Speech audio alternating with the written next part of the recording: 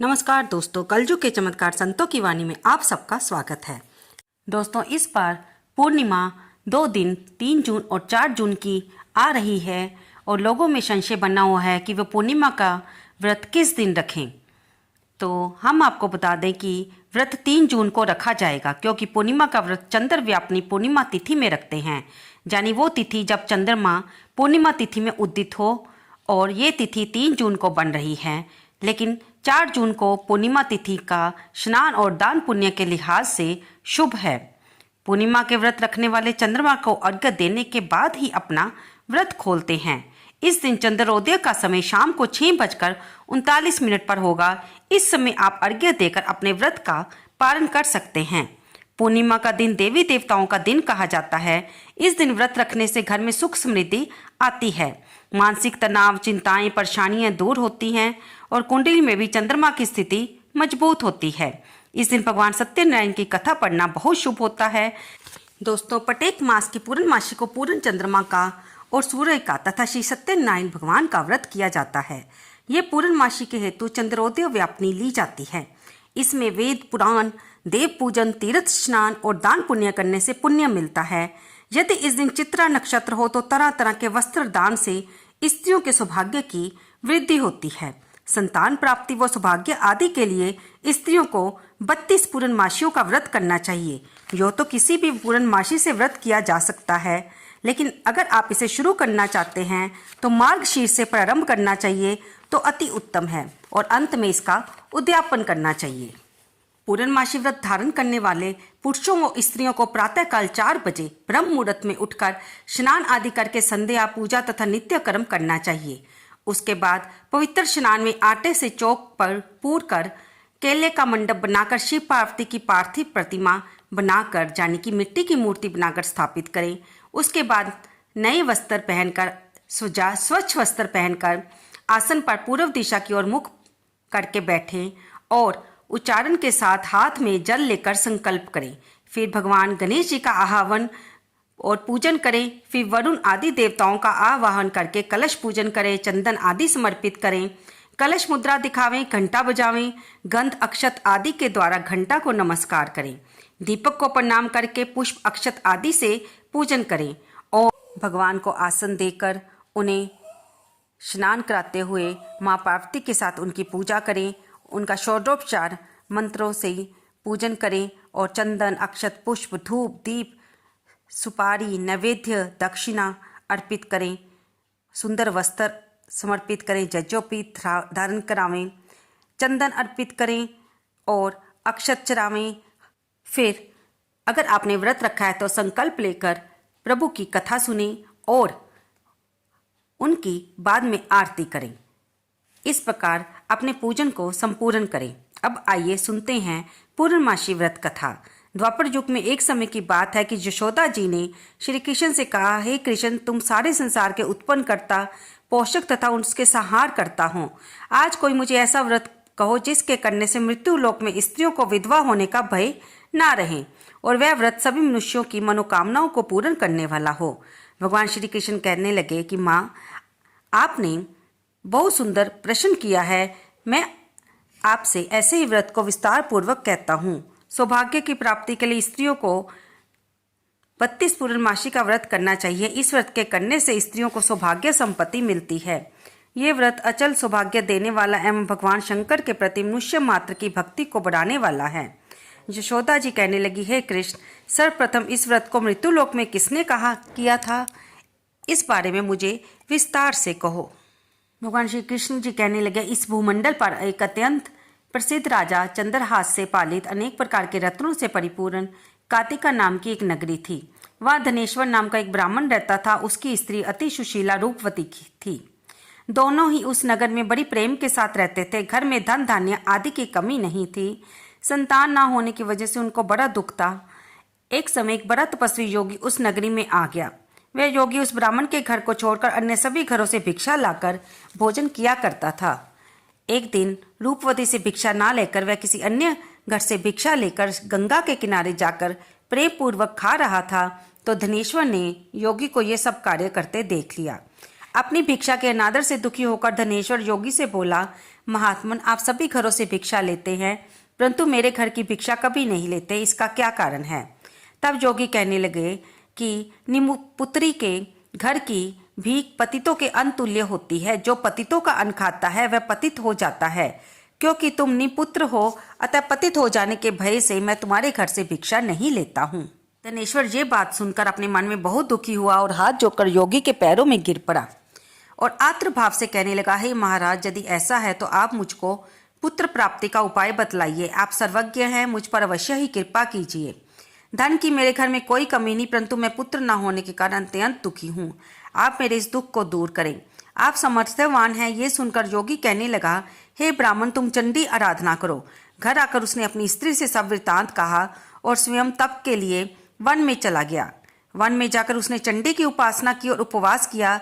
चंडी ने 16वें दिन उसको स्वप्न में दर्शन दिए कि हे धनेश्वर, जा तेरे पुत्र होगा, परंतु वह 16 वर्ष की आयु में ही मृत्यु को प्राप्त हो जाएगा। यदि तुम दोनों स्त्री पुत्र 32 पूर्णमासियों का व्रत विधि पूर्वक करोगे तो वह दीर्घायु हो जाएगा। अपनी शक्ति सामर्थ्य के अनुसार आटे के दिए बनाकर शिवजी का पूजन करना, परंतु पूर्णमासी तो 32 ही होनी चाहिए। प्रातःकाल होने पर इस स्थान के समीप ही तुमको एक आम का वृक्ष दिखाई देगा। उस पर तुम चढ़कर एक फल तोड़कर शीघ्र अपने घर चले जाना। अपनी स्त्री से सब वृतांत कहना। ऋतु स्नान के पश्चात वह स्वच्छ होकर श्री शंकर जी का ध्यान करके उस फल को लेगी। तब शंकर भगवान की कृपा से उसको गर्भ हो जाएगा। जब वह ब्राह्मण प्रातःकाल उठा तो उसने उस स्थान के पास ही एक आम का वृक्ष देखा जिस पर एक अत्यंत सुंदर आम का फल लगा था। उस ब्राह्मण ने उस वृक्ष पर चढ़कर उस फल को तोड़ने का प्रयत्न किया, परंतु वृक्ष पर कई बार प्रयत्न करने पर भी वह न चढ़ पाया। तब उस ब्राह्मण को बहुत ही चिंता हुई और उन्होंने विघ्न विनाशक श्री गणेश जी की वंदना की। हे दयानिधि, हे दया सिंधु, अपने भक्तों के विघ्नों का नाश करके उनके मंगल कार्यों को करने वाले, दुष्टों को नाश करने वाले, रिद्धि सिद्धि के देने वाले, आप मुझे कृपा करके इतना बल देवें कि मैं अपने मनोरथ को पूर्ण कर सकूं। इस प्रकार गणेश जी की प्रार्थना करने पर उनकी कृपा से वह वृक्ष पर चढ़ गया और उसने एक अत्यंत सुंदर आम का फल देखा और सोचा कि जो वरदान से फल मिला था वह यही है और कोई फल दिखाई नहीं देता। उस धनेश्वर ब्राह्मण ने जल्दी से उस फल को तोड़कर अपनी स्त्री को लाकर दिया और उसकी स्त्री ने अपने पति के कथन अनुसार फल को खा लिया और वह गर्भवती हो गई। देवी जी की असीम कृपा से उसके एक अत्यंत सुंदर पुत्र उत्पन्न हुआ जिसका नाम उन्होंने देवदास रखा। माता पिता के हर्ष और शोक के साथ वह बालक शुक्ल पक्ष के चंद्रमा की भांति अपने पिता के घर में बढ़ने लगा। भवानी की कृपा से वह बालक बहुत ही सुंदर, सुशील और विद्या पढ़ने में बहुत ही निपुण हो गया। दुर्गा जी की आज्ञा अनुसार उसकी माता ने 32 पूर्णमासी का व्रत रखना प्रारंभ कर दिया था जिससे उसका पुत्र बड़ी आयु वाला हो जाए। 16वां वर्ष रखते ही देवदास के माता पिता को बड़ी चिंता होगी कि कहीं उनके पुत्र की इस वर्ष मृत्यु न हो जाए। इसलिए उनके मन में विचार आया कि अगर ये दुर्घटना उनके सामने हो गई तो वे इसे कैसे सहन कर सकेंगे। इसलिए उन्होंने देवदास के मामा को बुलाया और कहा कि हमारी इच्छा है कि 1 वर्ष तक तुम देवदास के साथ काशी में जाकर विद्या अध्ययन करो। हम उसे अकेला नहीं छोड़ना चाहते, इसलिए इसके साथ तुम चले जाओ और 1 वर्ष बाद इसको लौटा लाना। सब प्रबंध करके उसके माता पिता ने काशी जाने के लिए देवदास को एक घोड़े पर बिठाकर उसके मामा के साथ भेज दिया, किंतु उसके अल्पायु होने की बात उसके मामा या किसी और से नहीं कही। धनेश्वर ने सपत्नीक अपने पुत्र की मंगल कामना तथा दीर्घायु के लिए भगवती दुर्गा की आराधना और पूर्णमासियों का व्रत करना आरंभ कर दिया। इस प्रकार बराबर 32 पूर्णमासी का व्रत पूरा किया। कुछ समय बाद वह दोनों मामा भांजा मार्ग में रात्रि बिताने के लिए किसी ग्राम में ठहरे हुए थे। उसी दिन गांव के एक ब्राह्मण की अत्यंत सुंदरी, सुशीला, विदुषी, गुणवती कन्या का विवाह होने वाला था। जिस धर्मशाला के अंदर वर और उसकी बारात ठहरी हुई थी, उसी धर्मशाला में देवदास और उसके मामा भी ठहरे हुए थे। संयोगवश जब कन्या को तेल आदि चढ़ाकर मंडप आदि का कृत्य किया गया तो लगन के समय वर को धनुवार्थ हो गया। इसलिए वर के पिता ने अपने कुटुंबियों से परामर्श करके निश्चय किया कि ये देवदास मेरे पुत्र जैसा ही सुंदर है, मैं इसके साथ लगन करवा दूंगा और बाद में विवाह के अन्य कार्य मेरे लड़के के साथ हो जाएंगे। ऐसा सोचकर देवदास के मामा से जाकर बोला कि तुम थोड़ी देर के लिए अपने भांजे को हमें दे दो जिससे विवाह के लगन का सब कार्य सुचारू रूप से हो सके। तब उसके मामा कहने लगा कि जो कुछ भी मधु पार्क में अर्थात कन्यादान के समय वर को मिले वह सब हमें दिया जाए, तभी मेरा भांजा इस बारात का दूल्हा बनेगा। ये बात वर के पिता ने स्वीकार कर ली और उसने अपने भांजे को वर बनाने के लिए भेज दिया। फिर विवाह कार्य सब रात्रि में विधि पूर्वक संपन्न हो गया। पत्नी के साथ वह भोजन ना कर सका और अपने मन में सोचने लगा कि ना जाने ये किसकी स्त्री होगी। वह एकांत में इसी सोच में बैठा था, उसकी आंखों में आंसू आ गए। तब वधू ने पूछा कि क्या बात है, आप इतने उदासीन व दुखी क्यों हो रहे हो। तब उसने अपनी सारी बात जो वर के पिता और मामा के बीच में हुई थी बतला दी। तब कन्या कहने लगी कि ये ब्रह्म विवाह के विपरीत कैसे हो सकता है। देव, ब्राह्मण और अग्नि के सामने मैंने आपको अपना पति बनाया है, इसलिए आप ही मेरे पति हैं। मैं आपकी ही पत्नी रहूंगी और किसी अन्य की कदापि नहीं। तब देवदास ने कहा, ऐसा मत करिए, क्योंकि मेरी आयु बहुत थोड़ी है। मेरे बाद आपकी क्या गति होगी, पहले इन बातों को अच्छी तरह विचार लो। पहले वह दृढ़ विचार करते हुए बोली कि जो आपकी गति होगी वही मेरी गति होगी। हे स्वामिन, आप उठिए और भोजन करिए, आप निश्चय ही भूखे होंगे। इसके बाद देवदास और उसकी पत्नी ने भोजन किया तथा शेष रात्रि भर वे सोते रहे। प्रातःकाल 4 बजे देवदास ने अपनी पत्नी को 3 नगों से जड़ी हुई एक अंगूठी दी, एक रुमाल दिया और बोला, हे प्रिय, इसे लो और संकेत समझकर स्थिर चित्त हो जाओ। मेरा मरण और जीवन जानने के लिए एक पुष्प वाटिका बना लो, उसमें सुगंधी वाली एक नव मल्लिका लगा लो। उसको प्रतिदिन जल से सिंचा करो और आनंद के साथ खेलो कूदो, उत्सव मनाओ। जिस समय और जिस दिन मेरा प्राणांत होगा तो ये फूल सूख जाएंगे और जब ये फिर हरे हो जाए तो जान लेना कि मैं जीवित हूँ। ये बात निश्चय करके समझ लेना कि इसमें कोई संशय नहीं है। ये समझाकर वह चला गया। प्रातःकाल होते ही वहां पर बाजे बजने लगे और जिस समय विवाह के कार्य समाप्त करने के लिए वर तथा सभी बराती मंडप में आए तो कन्या ने वर को भली प्रकार देखकर अपने पिता से कहा कि ये मेरा पति नहीं है, जिसके साथ रात्रि को मेरा पानी ग्रहण हुआ था। इसके साथ मेरा विवाह नहीं हुआ है। यदि यही है तो बताए कि मैंने इसको रात्रि में क्या दिया। मधुपर्क और कन्यादान के समय जो मैंने भूषण आदि दिए थे उन्हें दिखाए तथा रात में मैंने इसको क्या गुप्त बात कही थी वह सब सुनाए। पिता के अनेक कथनानुसार वर को बुलवाया। कन्या की ये बातें सुनकर वह कहने लगा कि मैं कुछ नहीं जानता। इसके बाद बारात वापस लौट गई। श्री कृष्ण भगवान बोले, हे माता, इस प्रकार देवदास काशी विद्याधन के लिए चला गया। कुछ समय बीतने पर काल से प्रेरित होकर एक सर्प रात्रि के समय उसको डसने के लिए वहां पर आया। उस विषर के प्रभाव से उसके शयन का स्थान चारों ओर से विष की ज्वाला से विषैला हो गया, परंतु व्रत राज के प्रभाव से सर्प उसको काटने न पाया, क्योंकि उसकी माता ने पहले ही 32 पूर्णमासी का व्रत कर रखा था। इसके बाद मध्याह्न के समय स्वयं काल वहां पर आया और उसके शरीर से प्राणों को निकालने का प्रयत्न करने लगा, जिससे वह मूर्छित होकर पृथ्वी पर गिर पड़ा। भगवान की कृपा से उसी समय श्री पार्वती जी शंकर भगवान के साथ वहीं से जा रही थी। जब उन्होंने उस बालक को मूर्छित पड़े देखा तो वे भगवान शिव से प्रार्थना करने लगी, महाराज, इस बालक की माता ने पहले ही 32 पूर्णमासी का व्रत किया था, जिसके प्रभाव से हे भगवान आप इसको प्राण दान दें।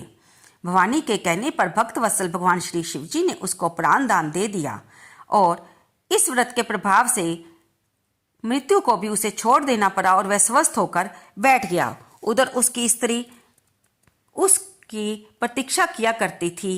जब उस पुष्प वाटिका में पुत्र पुष्प कुछ भी न रहे तो उसको अत्यंत आश्चर्य हुआ और कुछ समय बाद वह फिर हरी भरी हो गई तो वह जान गई कि उसके पति जीवित हैं। ये देखकर वह बहुत प्रसन्न मन से अपने पिता को कहने लगी, पिता, मेरे पति जीवित हैं, आप उनको ढूंढिए। 16वां वर्ष व्यतीत हो गया तब देवदास भी अपने मामा के साथ काशी से चल दिया। इधर उसके ससुर उसको ढूंढने के लिए अपने घर से जाने वाले ही थे कि वे दोनों मामा भांजा वहां आ गए। उनको आया देखकर ससुर बड़ी प्रसन्नता के साथ उन्हें अपने घर ले आए और नगर के निवासी भी वहां पर इकट्ठे हो गए। सबने उनकी बातों से निश्चय किया कि अवश्य ही इसी बालक के साथ इस कन्या का विवाह हुआ था। उस बालक को जब कन्या ने देखा तो पहचान लिया कि ये तो वही है जो संकेत करके गया था। तदुपरांत सभी कहने लगे कि अच्छा हुआ ये वापस आ गया और सब नगरवासियों ने खुशी मनाई। कुछ दिन पश्चात देवदास अपनी पत्नी तथा मामा के साथ अपने ससुर के घर से बहुत सा दान दहेज लेकर अपने घर के लिए चल पड़ा। गांव के आने पर कई लोगों ने उसको देखकर उसके माता पिता को पहले ही खबर दे दी कि तुम्हारा पुत्र देवदास अपनी पत्नी और मामा सहित आ रहा है। इस समाचार को सुनने पर पहले तो उन्हें विश्वास नहीं हुआ किंतु जब और लोगों ने भी इस बात का समर्थन किया तो उनको बड़ा आश्चर्य हुआ। और कुछ थोड़ी देर बाद भी देवदास ने आकर अपने माता पिता के चरणों में अपना सिर रखकर प्रणाम किया और उसकी पत्नी ने भी अपने सास ससुर के पैरों का स्पर्श किया। तो माता पिता ने अपने पुत्र वधू को अपने हृदय से लगा लिया। दोनों की आंखों से प्रेम आश्रु बह चले। अपने पुत्र और पुत्र वधू के आने की खुशी में धनेश्वर ने बड़ा भारी उत्सव किया और ब्राह्मणों को बहुत सी दान दक्षिणा देकर विदा किया। भगवान श्री कृष्ण कहने लगे कि इस प्रकार धनेश्वर ने 32 पूर्णमासियों के व्रत के प्रभाव से अपने पुत्र को दीर्घ आयु वाला बना दिया। जो भी स्त्रियां इस व्रत को करती हैं वे जन्म जन्मांतर में वैधव्य का दुख नहीं भोगती और सदैव सौभाग्यवती रहती हैं। ये मेरा वचन है, व्रत में कोई संदेह नहीं जानना। ये व्रत पुत्र पौत्रों को देने वाला तथा संपूर्ण मनोकामनाओं को पूर्ण करने वाला है। 32 पूर्णमासियों का व्रत करने से व्रती की सभी इच्छाएं भगवान शिव जी की कृपा से पूरी होती हैं। आइए अब जानते हैं कि इस व्रत की उद्यापन विधि कैसे है। भगवान श्री कृष्ण माता जशोदा को उद्यापन विधि के बारे में बताते हुए कहते हैं कि इस व्रत को अगर आरंभ करना है तो इसे मार्गशीर्ष या विशाख की पूर्णमासी को करना चाहिए। इसे भादो या पोष में नहीं करना चाहिए। प्रत्येक पूर्णमासी को शिव पार्वती जी की शास्त्रोक्त रीति से षोडशोपचार पूजा करनी चाहिए। आटे का एक दीपक, उसमें घी व बत्ती डालकर भगवान के आगे जगाएं। हर महीने एक एक दीपक बढ़ाते जाएं। जब 32 दीपक पूरे हो जाएं अर्थात पूर्णमासी पूरी हो जाए तो ज्येष्ठ अथवा किसी भी पूर्णमासी को उद्यापन करना चाहिए। चतुर्दशी के दिन निराहार रहकर उपवास करें। फिर रात्रि को मंडप बनाकर उसके बीचों बीच मिट्टी का एक कलश जल भर कर रखें। फिर उसे बांस के एक पात्र से ढक दें। फिर उसे कपड़े से ढक दें और कलश पर ढककर उसके ऊपर यथाशक्ति सोने या चांदी की भगवान की प्रतिमा स्थापित करें। फिर भगवान का मंत्रों से पूजन करते हुए धूप दीप नैवेद्य फल फूल अर्पण करें। रात्रि में गाना बजाना कीर्तन नृत्य आदि करके जागरण करें। प्रातःकाल नित्य क्रम से निर्वृत्त होकर स्नान ध्यान करके अग्नि स्थापन करके तिल जौ चावल शक्कर घृत चंदन आदि सुगंधित द्रव्यों के साथ ओम नमः शिवाय इस मंत्र से 108 बार आहुति दें। फिर ओम उमाय नमः इस मंत्र से भी 108 बार आहुति दें। इस प्रकार हवन करके 10 दिक्पालों को उमा महेश्वर के निमित्त सारी पूजा करने के बाद इस मंत्र को बोलें। अहम मंत्रहीनम क्रियाहीनम भक्तिहीनम सुरेश्वर जत पूजितम मया देवी परिपूरन तदुस्तमें। इस श्लोक का पाठ करें और कहें, हे देवी, मैंने जो मंत्रहीन क्रियाहीन और भक्तिहीन पूजन किया है ये आपकी कृपा से पूर्ण हो। हे देवादिदेव, आपको नमस्कार है। ऐसा ध्यान करते हुए मिट्टी की प्रतिमा का विसर्जन करें। आचार्य को दक्षिणा दें। दूध देने वाली गायें बछड़े युक्त गोदान देवें। श्री कृष्ण भगवान ने कहा कि इस प्रकार करने वाली स्त्रियां जन्म जन्मांतर में कभी विधवा नहीं होती हैं। वे इस लोक में उत्तम उत्तम भोगों को भोग कर अंत में स्वर्ग को प्राप्त होती हैं। दोस्तों, हम यहाँ पर आपको ये बता दें कि आपको जो भी दान करना है आप उसे यथाशक्ति करें, क्योंकि हम हर व्रत में आपको बार बार बताते हैं कि प्रभु तो मन के भावों को देखते हैं। आप सात्विक मन के भावों से भगवान की जिस तरह से भी पूजा कर सकें, ब्राह्मणों को यथाशक्ति जो भी दक्षिणा दे सकें, भगवान उसी को ही स्वीकार कर लेते हैं और आपके संकटों को दूर करते हैं। प्रभु की पूजा करके कथा सुन के आप अंत में भगवान शिव की आरती करें और उसके बाद सव्य भी प्रसाद ग्रहण करें। आपको ये कथा कैसी लगी जो कि भगवान श्री कृष्ण ने माता जशोदा को बताई थी? अगर आप पूर्णमासी का व्रत रख रहे हैं तो भी इस कथा को सुनना अत्यंत पुण्यदायी तो है ही, क्योंकि कथा के बिना कोई भी व्रत पूर्ण नहीं माना जाता। अगर आप व्रत नहीं भी रख रहे हैं तो भी इस कथा को सुनिए, जिससे आपकी भक्ति में वृद्धि होगी। और पूर्णमासी का व्रत करते हुए रात को भगवान चंद्रमा को अर्घ्य देना कदापि ना भूलें। इस दिन चंद्र देवता अपनी 16 कलाओं में संपूर्ण होते हैं और इससे हमारे मन का मनोबल बढ़ता है। आपको ये जानकारी कैसी लगी? कृपया इसे लाइक करें, शेयर करें और कमेंट बॉक्स में जय विष्णु भगवान लिखना ना भूलें। धन्यवाद दोस्तों।